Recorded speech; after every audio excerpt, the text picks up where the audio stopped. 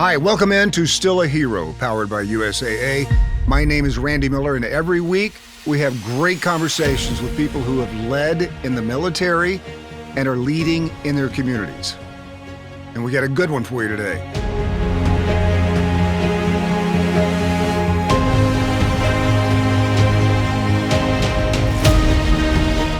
Well, Major General Angie Salinas' 39-year Marine Corps career is a masterclass in leadership. Rising from an enlisted Marine to command at every rank, she made history as the longest-serving woman in the Corps and its first Hispanic female general officer. Incredible. Today, she continues to shape the next generation as the CEO of the Girl Scouts of Southwest Texas. Major General, welcome to Still a Hero. Thank you very much, Manny. I'm very honored to be here with you today. It is so great, and it's remarkable when you look over a career like you've had, how inspirational all of this is. And we always like to start with this question because it's always gets an interesting answer and a different answer every time. What inspired you to join the Marine Corps in 1974, and how did your family react? Well, great question, and thanks for dating me. So always, like I often used to say, I remember like being in the audience and listening to somebody from World War II. And now I feel like I'm that person, right? Because when you say like to us, it doesn't seem like it was that long ago, but wow, it was. But honestly, in 1974, I was a sophomore in college. And I think if you think back to that, it was the end of the Vietnam War. The all volunteer force was in its infancy, and it was a very difficult time, I think, for America. And I think everyone thought that the all volunteer force, we were all very patriotic, and that men were going to be running to the recruiting, forces to raise their hands and say, I do solemnly swear. And I just went to go mail a letter. And a Marine recruiter, back then, the recruiting services were in the post offices, which unusual, but back then that's where they were at. And a Marine recruiter stepped out and said, why aren't you in the United States Marine Corps? I'm 19 years old. I'm a sophomore in college, struggling academically, and really, I think, just looking for something else to do. And this Marine recruiter, I met him on the 30th of April.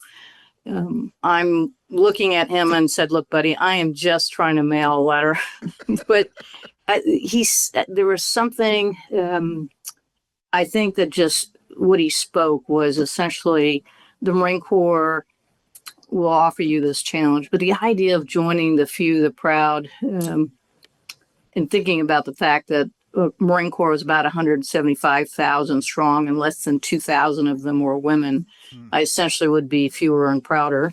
But I met him on the 30th of April. On the 4th of May, I do solemnly swear to support and defend the Constitution. And on the 7th of May, I was at Paris, South Carolina. Wow.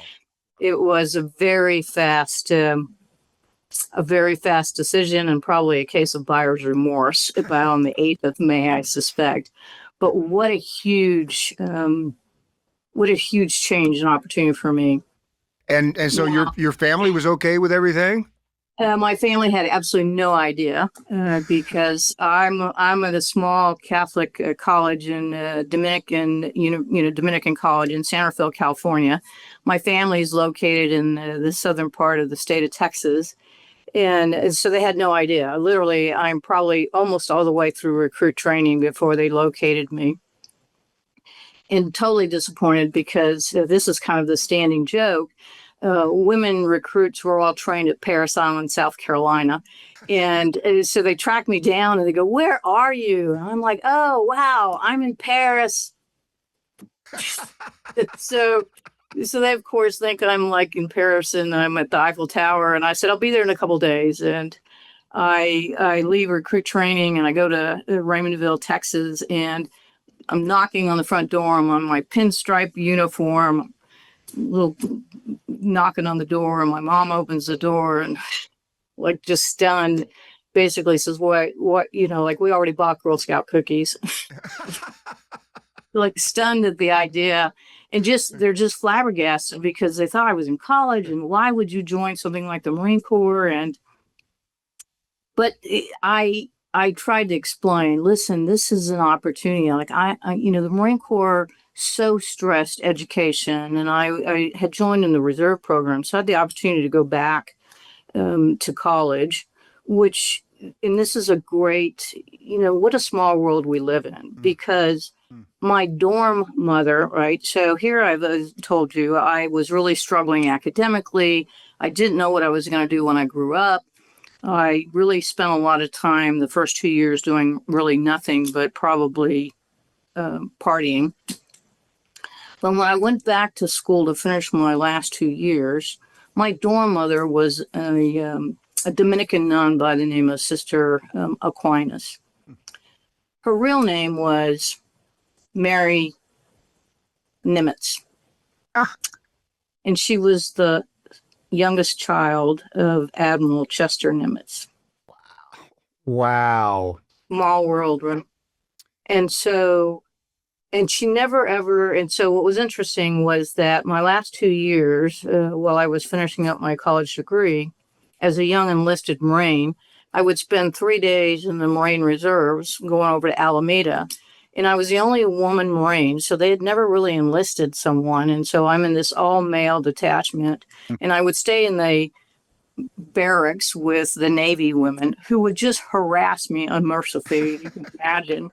And so I would come back after my 3 days of being in the Navy, being harassed unmercifully, and she would hear me, lament about these horrific women. And so one evening she says, "You should tell them that you know Admiral Nimitz's daughter." And of course I'm clueless. Right.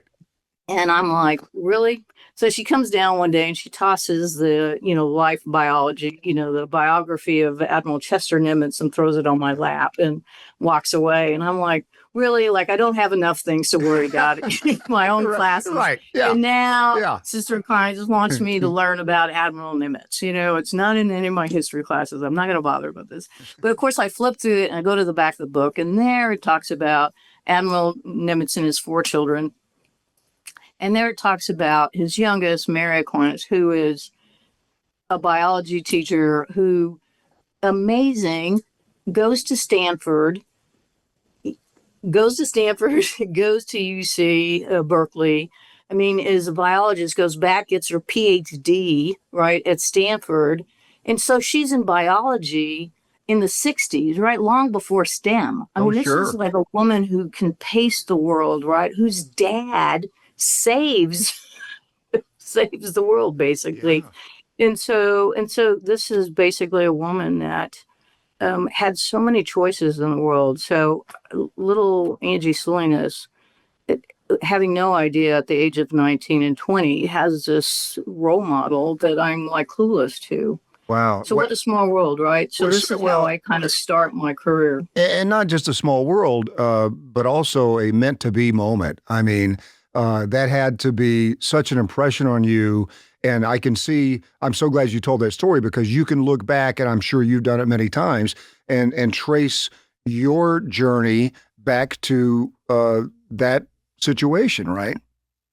Well, interesting. When you're 19, you don't realize the impact of that. I think it's when you go 20 years forward and you look back and you think, wow, where is the trajectory? Where is the crossroads? Where is the, where did something matter in your life? And when we talk about mentors, when you talk about, what made a difference, I think back, wow, what was a chance encounter for me? Mm-hmm. And I think, oh my gosh, here was Sister Aquinas, and I was very blessed. I think once in a while you kind of have that regret, because I walked, left, and I went on to an incredible career, and I never had the opportunity to go back. When I tried to go back to say thank you, when I got selected for Brigadier General, she'd passed away literally several months before that. Wow. And so my payback was when I retired, I literally went and sat on the board of the Admiral Nimitz Foundation in Fredericksburg, Texas, for a term, because I just felt like that was my closure. Like I needed to go back and give back to her family and to the legacy of her her family, I'm to our community. talk So, about Matt, your full circle moment for sure. yes. We're talking to Major General Angie Salinas here on Still a Hero, and kind of sticking with that theme for a second. So, was there a specific moment early on? I mean, I know you get into the Marines, you're mailing a letter, you're going as fast as you can. I know probably at that moment you had no thought of how long this career is going to be. But was there a specific moment early on when you realized that this would be a lifelong calling? No, honestly, I every day was just, every day is a holiday, every meal is a feast. I think every person, I think it's different. I learned early on, you'll know. To me, I loved being the people. I mean, I think it's always about the people Mhm. that you're around, and I feel like I was around the people that had the same values that I did. Mhm. I loved the idea, I love being a Marine, and it wasn't about a rank. I loved being an enlisted Marine. I loved, like I always tell people I was lucky I got to the rank of corporal. I think that You left that in the dust. I did. Well, again, it was, good Marines, and good Marines took care of me. And I think that's the whole idea. You take care of those above you, and you take care of the ones behind you as well. And um, I think as long as I felt like I had a purpose and I was making a difference, it was a day at a time. And, one day you wake up, and I think when I did get to the crossroads and I thought about getting out, my mom had come to live with me, and it was kind of a little of a standing joke, when I said, well, I think I'm going to get out, I'm at the 20-year mark. And she kind of took my hand one day and she said, oh, Mahita, you don't know how to do anything else. And she was kind of a step, what do you mean I can't do anything? I'm a Marine, I've done blah blah blah blah I could blah. do everything. Yeah, but the piece to it, and I think that's what all of us feel, is that my heart, I loved what I did. It wasn't a job. It was a calling. It was a purpose. And, and so I took that advice, and I always tease people. I said, I got to be a Marine for 19 more years. Mm, And because really what she said was, you can always go do something else. right. You won't be able to wear the cloth of the nation. You won't be able to wear the uniform Mm. after you take it off. So do this for as long as you can, until they no longer want you, or until you feel that you no longer are having your purpose, and then you can find something else that will give you purpose. Well, and boy, did you. I mean, it's incredible the number of many historic firsts in your career. I mean, you're going through this process, you're going on this journey. Did you ever feel the weight of making history, or were you just focused on your job and leading? And how did that feel? Was there a sense of that? Honestly, the Marine Corps just picks you to go do your job. I didn't. There's no like, hey, I want to be the first. There was no choice in most of these. I didn't feel it, honestly. I think until when I was a young major and I went out on recruiting duty, and the nation was making a big deal. Although I don't know why, because all the services had been doing it for other years. But the Marine Corps always saw at the time recruiting as the closest thing to combat in Hmm. peacetime. And so it wasn't just as much about me as a woman or as a female. They never really had selected non-combat arms people. I mean, it was an occupational issue as well by my field. And really, my Marines, I felt for them because there was a lot of attention on them. And so I just felt, wow, if I fail, no female will ever be assigned to this Oh, duty, wow. because I felt that kind of a pressure. Mhm. And where I also was assigned to to a unit that really had not, I think one of my bosses wrote in my evaluation that it was the graveyard of commanding officers. So it had traditionally been a place where nobody had been successful. And therefore, it was as if, well, if she fails, it won't be like it hurts anybody, right? And Yeah. so, but my Marines were really the ones who taught me, honestly, that, hey, listen, we got this. Are you going to teach us? Are you going to treat us with firmness, fairness, with dignity and compassion? Because that's what all Marines do. And if you just do that, we're going to follow, and you're just going to lead, Hmm. and take the pressure of everything off, and just be a Marine. And once I learned that in that environment, everything else was just do a job that any Marine would do. Hmm.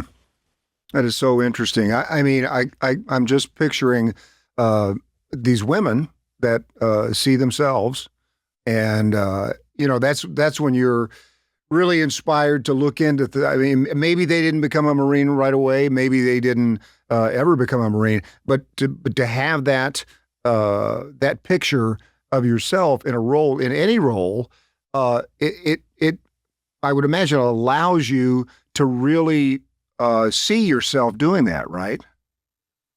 Well, and it's not just like, it wasn't just me. I mean, imagine, Eileen Collins, who flew the space Oh, shuttle, right? I sure. mean, there's Olga Custodia, who's the first Latina female, Air Force pilot. I mean, there are hundreds of thousands of women that were the first in any category, Right.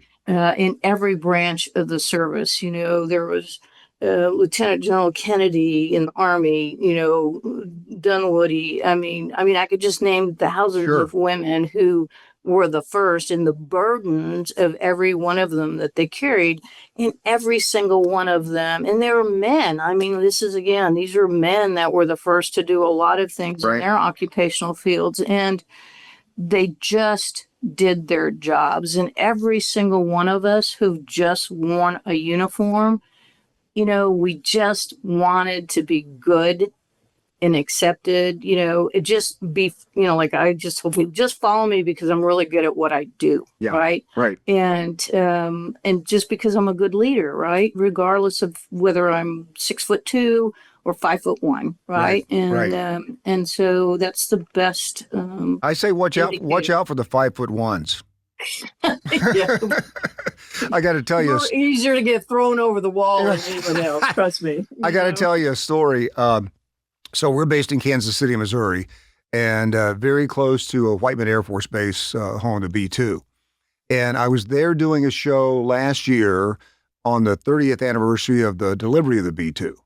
And so they had 12 B-2s on the ground, and one took off and did a flyby and came back and landed. And it was, I mean, everybody's mouth is hanging open, and you've never been this close to a B-2 in your life if you're me. And so we're watching that, and so the hatch opens, and you're kind of, everybody's expecting this Foursquare guy to step out. Yes. And it's a 24-year-old petite female that piloted that, and I don't know if I've ever been so proud of anything in my life.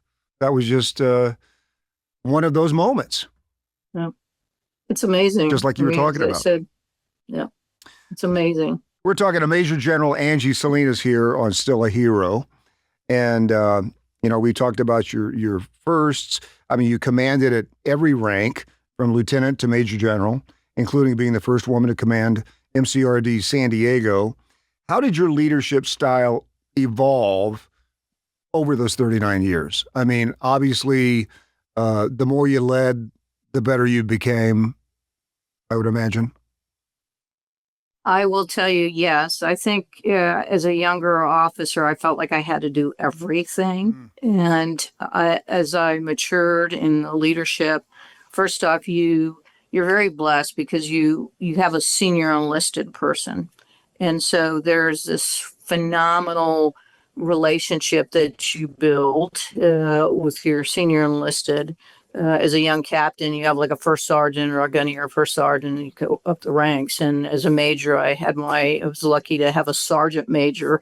Normally, you don't have that until you're far more senior, but on recruiting duty, I was lucky to have a sergeant major who taught me, oh my gosh, it was just, this phenomenal relationship, but the breadth of experience and this mentorship that he gave me was just remarkable. And I was able to take that relationship on how much you trust, but you check, right? The ability to delegate the responsibilities and the ability to, I'll never forget. Most men would come to me and say, it helped me because I had a young female who cried, and I don't know how to deal with that, And I used to just say, you just treat them with a Marine. They're just Marines. Treat everyone equally. What would you do when a male Marine? And so you just hold everybody accountable.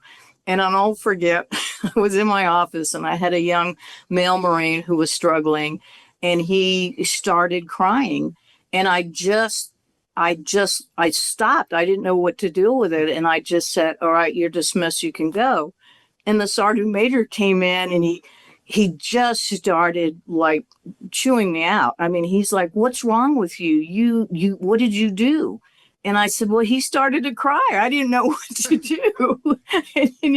and so it was just very interesting because I didn't know how to deal with that situation. And so he said, oh my gosh, like you just did exactly what a male does when a female, you totally lost it. And so that was a very valuable lesson for me because, I just, he reminded me that I let a Marine, I didn't hold that Marine accountable, that I fell into a gender issue as opposed to just reminding him we're Marines, right? And not let the emotion piece come in. And so I love that piece. But as I grew more mature, both as an officer and then even as an individual, I found having to judge my relationships and then who I could trust and then how to delegate all of that. And I think I learned to listen far better. I think that's the biggest skill set that I think the more as you get older. And I think the biggest thing is your ability to not only delegate, but your ability to really, really surround yourself with people far smarter than you are. I mean, that was the one thing that was the hardest thing to do is you do not have to be the mouth in the room and you don't have to be the one that knows all the answers. And so early on was like finding all the talent and bring it all in and then let them all run. And that was the best skill that I felt like I constantly was looking for the smartest young people to be around and let them have the lead. That is so good. And it sounds to me like you actually learned to be a better leader the more you followed. Well, and that's really the secret, I think, is to just, surround yourself with really young, smart people, which is what I figured out how to do with Girl Scouts. Yeah. I want to get to that. I mean, what surprised you the most about transitioning to civilian leadership as the CEO of the Girl Scouts of Southwest Texas? And first of all, if you're the Girl Scouts of Southwest Texas and you find Major General Salinas is coming to be our CEO, that had to be kind of a happy day. Well, I'm not sure. I think at first they were a little, at least the staff, I can't speak for the girls, but I think the staff might have been a little intimidated. And I think there were some expectations. I think initially, they thought I was going to come in with a whole cadre of aides and expectations that somebody was going to make me my coffee and, like there'd be a whole flurry of activities and drivers for the car and all kinds of things. And I think one of the first surprises was that I have a sense of humor and that I'm pretty funny. And people would say, what's she like? And the staff would say, oh my gosh, she's really funny. and I'd say, well, yeah, I mean, we do have a sense of humor and we don't take ourselves seriously. I mean, most people don't. But I will tell you, I think one of the best parts, at least for me as a Marine walking into the building, there was this great saying, kind of on a poster that said, once a Girl Scout, always a Girl Scout. And so, of course, there's a Marine saying says, once a Marine, always a Marine. And I thought, oh, wow, like they're welcoming me. That was the closest thing to kind of bring me in. But what I really, I came in almost already with a preconceived idea that these, like they're not going to be like military people. Like I'm going to have my own, it's going to take me forever to adjust. And I couldn't have been more wrong. Uh, dedicated, hardworking, mission focused. I mean, our teams are as much aligned as anyone who has worn a uniform. And I can't speak to anybody else, but my organization, people often ask me, like, why Girl Scouts? I love to tell people every Girl Scout wears the American flag on her sash and on her vest. Which, I feel like I wore the cloth of my nation. Every meeting in the Girl Scouts starts with the Pledge of Allegiance. Yep. I tell everybody, I had to be 19 years old to raise my hand and say, I do solemnly swear to support and defend the Constitution. Our organization, at the age of 5, we're teaching little girls, on my honor, I will try to serve God in my country. Right. So, it was just this great opportunity where we still teach patriotism. And that is that's very difficult, I think, in this day and age. And so to come to an organization where the staff is dedicated to this mission of building girls of courage and confidence and character, who want to make the world a better place. I don't want to say, but it's almost like it was a natural fit for me. Yeah. To want to come to this organization. And so these people, the only difference, honestly, is that unlike the military, that it's 24/7 because of labor laws and HR people, my folks can only work, like 37 and a half hours a week. And otherwise, they would be working probably 24/7. And when they're not working about it, I'm sure they're thinking about it. And they are. Are there leadership skills that you believe young women need today? I don't think there's anybody better to comment on that. Well, honestly, yes. I think, and I think every generation, but honestly, I will start off with integrity and character. I will just tell you, we're constantly, I don't know how you continually stress and teach that. Communication skills, critical thinking. Oh my gosh, I just think we've lost that ability to really be critical thinkers.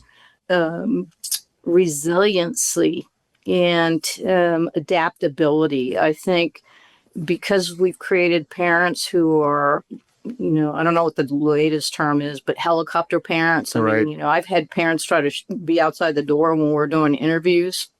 If you got parents showing up for their first day at work. It is, you got the kids, and I know financially it's the reason why, but I've got staff members that are in their 30s and they're still living at home. Those are just, I think it's just harder for young people to be adults, but these are all skills that I think, and emotional intelligence. I think, of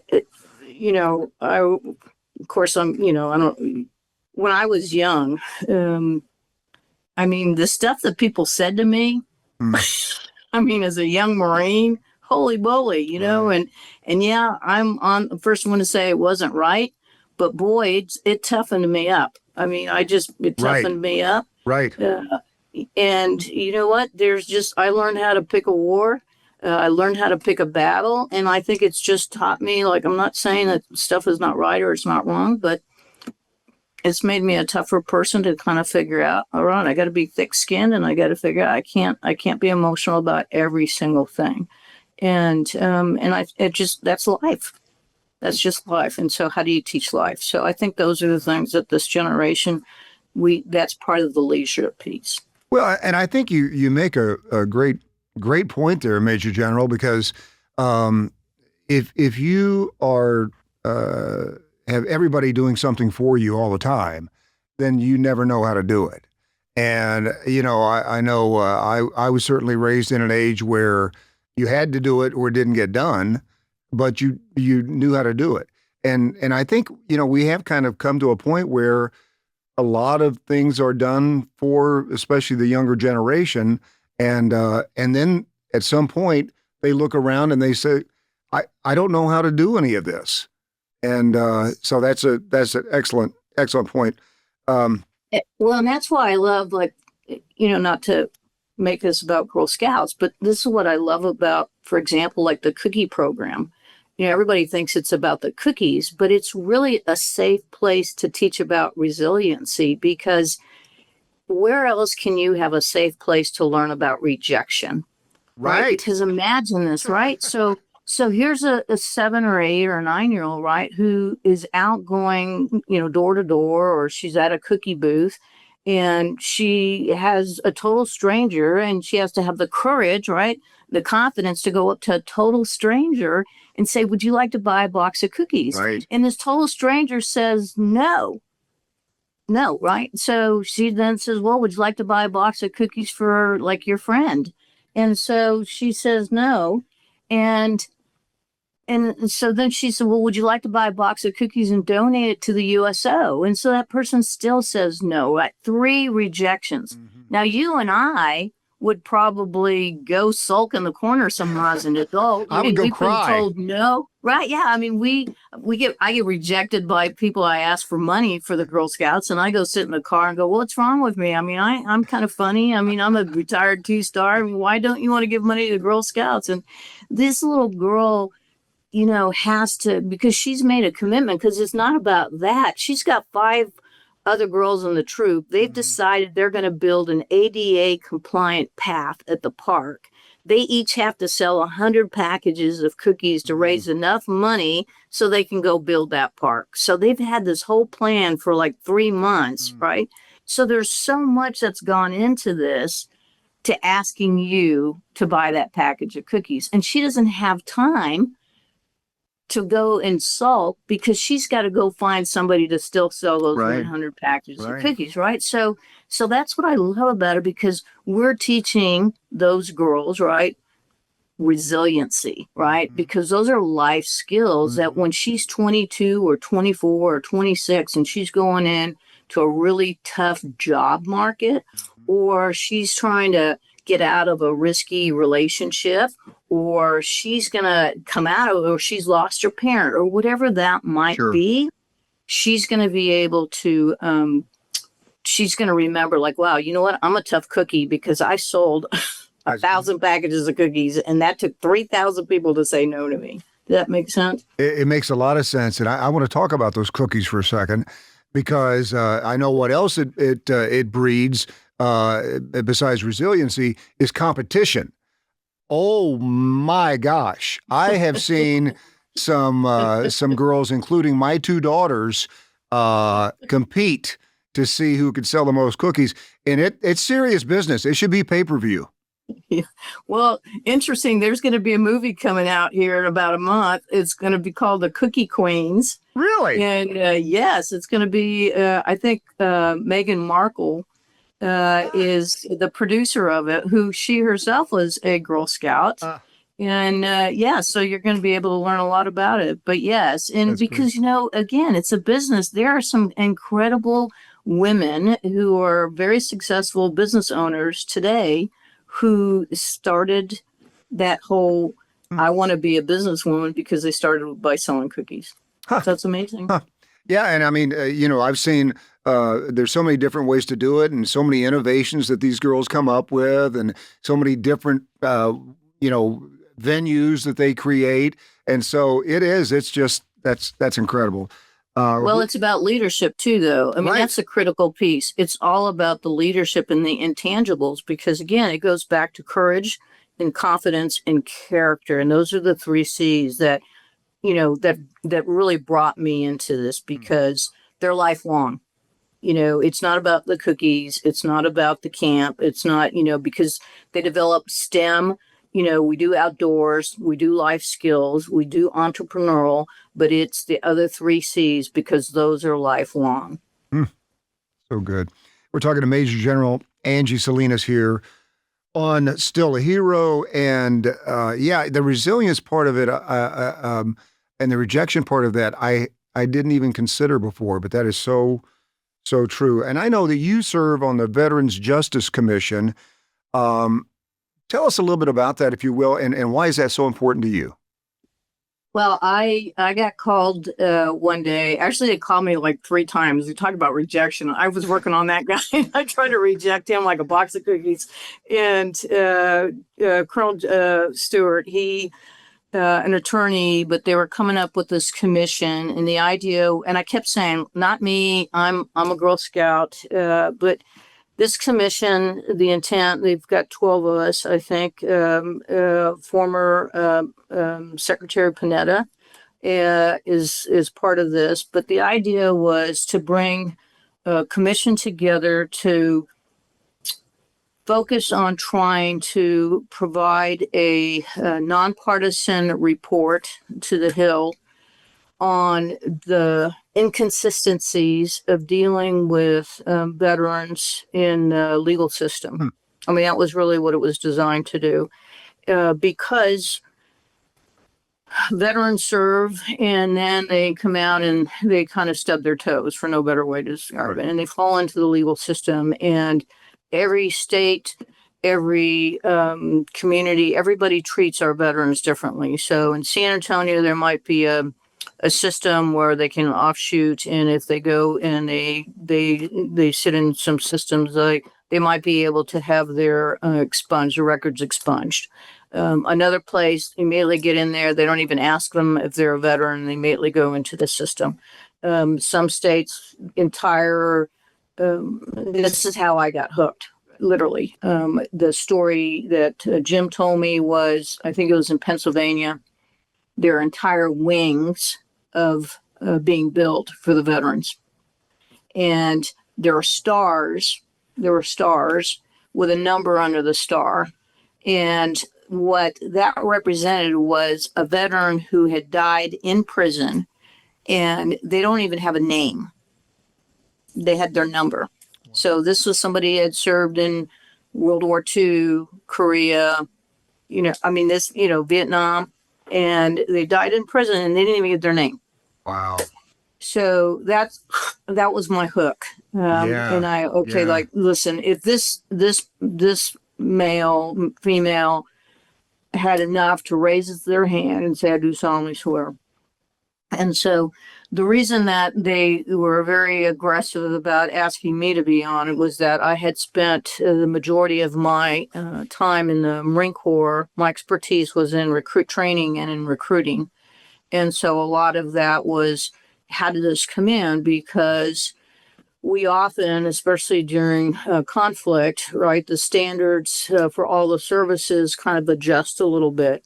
And so, for an example, if you were brought in under a waiver, let's say, a drug waiver, right? So there might be a minimum use. Let's use marijuana, right? And so you might have come in and I might have granted you a waiver of 10 times use of marijuana, right? So then you come in, you deploy. In Vietnam, you went over for 13 months and then you could go back another time or something. When you're during Afghan and Iraq, right, you could have gone over multiple tours in your 4-year enlistment. And so you could come in a drug waiver, and then you could have popped positive on your analysis, and then the service would put you out on an other than honorable separation, right? That's administrative. You could lose all your benefits, your educational benefits, your VA benefits and stuff. And so now you come out, can't get a job, you stumble, you get caught, you get a DUI, now you're falling into the system, or like, hey, you're going to get into a burglary, robbery, drug positive. I mean, all those things, now you fall into the system. And it could just start off with a simple thing that you get thrown out for the very reason that we let you come in. Right. And so so in Texas and San Antonio, we might have like saved you and been able to get you through. But if you go down to Travis County, nobody cares, right? So the whole idea of the commission was, let's make this all even. Let's get the VA. Let's get the education system. Let's take care of our veterans. And so there's been some remarkable legislation that's come out of this work. And it really has been a phenomenal experience. So, yeah, that's why it mattered to me, because I think anybody that served the country. So a whole different lane, right? So right. Well, like Girl Scouts over here. It is a whole different lane, but it's the same in many respects, because you taking care of veterans and having that heart for veterans. And I love the fact that you are just so plain spoken. You tell it like it is. I can obviously tell that. And you deal with the situation. I think that's a lot of times people today, they talk about issues like that. They talk about things that should be done, and that's as far as it goes. You solved the problem, and you helped solve the problem. And I thank you for that. Well, thanks, Randy. I wish I could take any credit. Like I said, I try to do the Heisman, and these guys really came after me. And I'm so glad that after 3 rejections, he wouldn't take no. But there are some phenomenal people. I was just really some dead weight on this commission. There were some phenomenal people that worked on the commission that really were the movers and the shakers on it. I just felt very privileged to be part of that commission. But you can look at the list of the people that are on that. I mean, there's, Supreme Court justice from both California and from Georgia. I mean, they're just some really smart people. And I kept looking around the room going, are you sure? Do I have the right room? Yeah. So it was a phenomenal experience. It has been such an honor to talk to you. This has been a fascinating conversation. I mean, 39-year Marine Corps career, the CEO of the Girl Scouts of Southwest Texas, Major General Angie Salinas. You are still a hero. Oh, well, thank you. I want to say thank you to USAA for doing this. There's some phenomenal people out there. I'm honored to be included in this group. Thank you. You have been entertaining. You brought out, I think, the best in the stories that probably haven't been told in quite a while. That's great. That's great. Thank you.